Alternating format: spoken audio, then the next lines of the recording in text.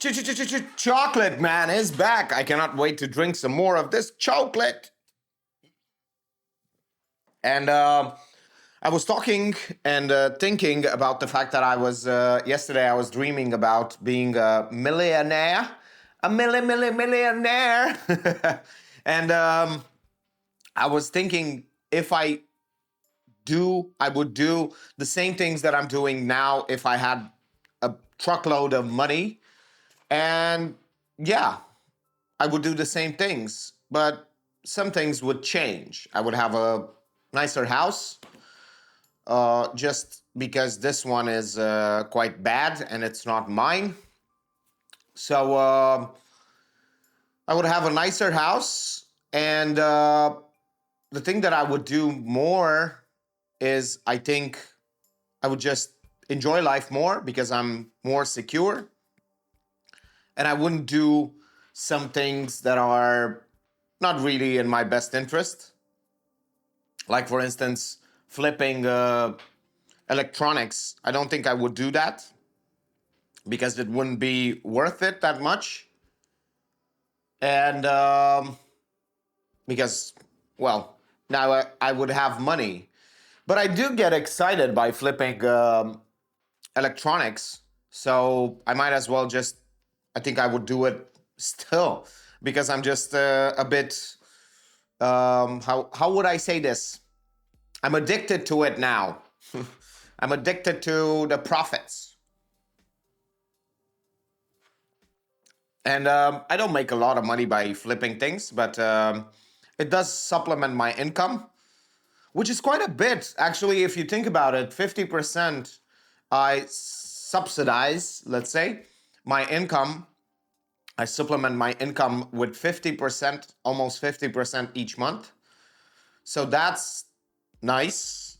And I could probably do a bit more if I had more money in reserve so that I can spend on other things.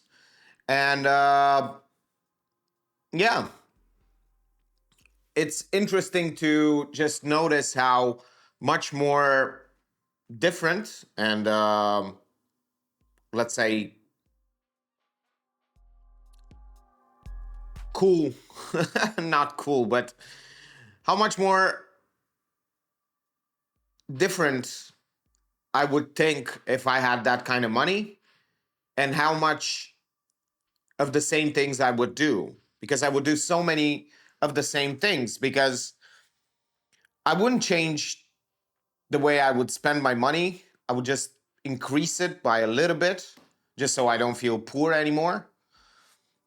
As in, spend a bit more on food and spend a bit more on, but not a lot, spend a bit more on trying new things, trying new businesses, and but not a lot. Like, I don't really need that much. And I think it's super fun because I've grown accustomed to this way of living, so much so that I've realized that it's not that I'm doing it for my savings or my whatever. I'm not really doing living this way because of my savings, because I want to buy a house. I'm living this way because I kind of enjoy it, to live a bit below my means, a bit more below my means, in order to feel that I'm getting a good deal. I don't know. It's interesting to. I don't really have expensive tastes. I do have. I buy things that I use to create other things. Those are my vices. I buy iPads, laptops, cameras, lights, microphones, things like that are quite expensive, but I don't have other vices. And these things kind of don't lose their value that much. They do, but not that much. Not like a new car or like, I don't know, food, which is absolutely almost impossible to sell. And after that, I dreamt that today, like yesterday, I dreamt about having loads of money. And today I was dreaming of helping someone buy an iPad. And I was convincing them of the best iPad they could buy, which by the way is the iPad Air 5 with the M1 chip. That's because it's quite cheap, and not only is it cheap, but it's extremely powerful for a beautiful tablet. And it's the correct size. The bigger one is way too big.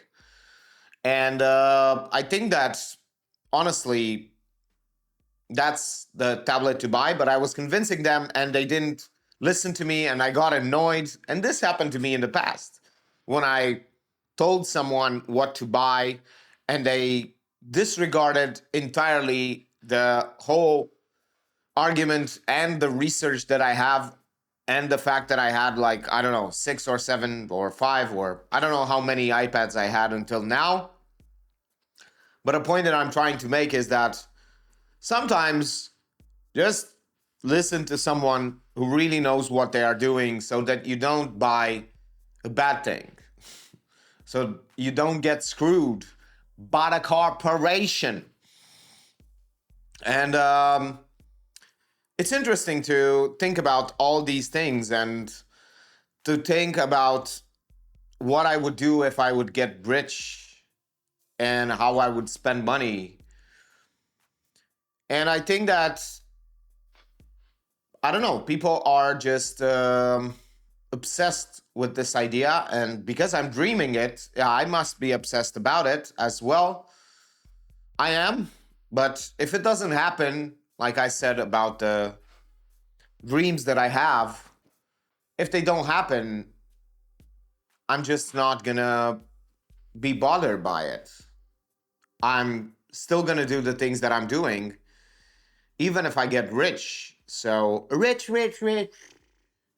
And in my idea, rich is not that much. I think that it's interesting to notice how my idea of being rich is like 10 years in the future in my grasp, but I'm too impatient to do that because I could have done it 4 years, started 4 years ago, and I didn't properly start 4 years ago. I started like 7 or 8 months ago to really think about the future in this way, to really sprint towards the things that I want. And it didn't really feel like I'm working way too much, but I did. And I'm going to continue to work a bit harder towards the things that I want and be a bit more strategic about it. And I'm gonna finish this chocolate and I'm gonna start working to make my dreams come true of being rich. Scrooge McDuck. Oh my god, I'm so cringe. I'm so cringe. Even Sophie's laughing at me. And I'm gonna go train Sophie. Speaking of training Sophie, I need to buy her food because I finished the food yesterday. So I need to go and do some shopping. I forgot to do some shopping yesterday. So that's what I'm gonna do. I'm gonna upload some course. And then after I upload the course, I'm going to beautifully go shopping. Another beautiful day is over. I meditated and I also illustrated quite a bit, but not enough to feel very proud of myself. I just did about 70% of an illustration, which is good, but not great. I could have done it all, but I decided to go for a walk with Sophie for about 5 hours. And she is absolutely just knackered. She's like super, super tired just now. And I'm petting her. And in the second meditation session, I was realizing how lucky I was when I was young, because I was such a stupid asshole and I did so many wrong things. And four times, I remember four distinctive times where my life could have just taken a different turn. And I just quit cold turkey on smoking some marijuana. And I did so. I just quit when I was like 17, close to 18. And yeah, it was bad. I could have just been so much worse.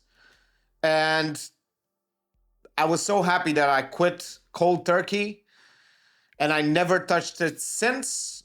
And I'm super glad that I realize now how lucky I was that those four distinctive times I didn't fuck up my life. And just by luck, just by coincidence, I didn't get screwed for life. I could have. I was in some bad situations, and I could have gotten super badly, I don't know, fucked up. And I think that we don't realize how much luck we tend to have until one day we just look back and realize that our life could have been so much more different. And by different, I mean worse.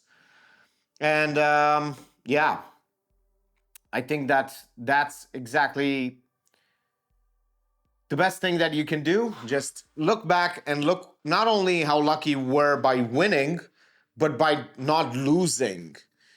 Because no matter what, you have so many things that you can lose. And sometimes you do some shit and you can lose it all, or at least make your life so much more difficult. And yeah, I just realized that, and I'm happy that I did.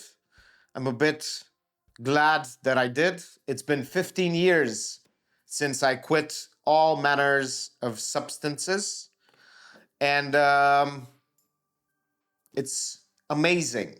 And now I quit caffeine, cigarettes, and alcohol. So, water and juice for me. Thank you for watching and see you tomorrow.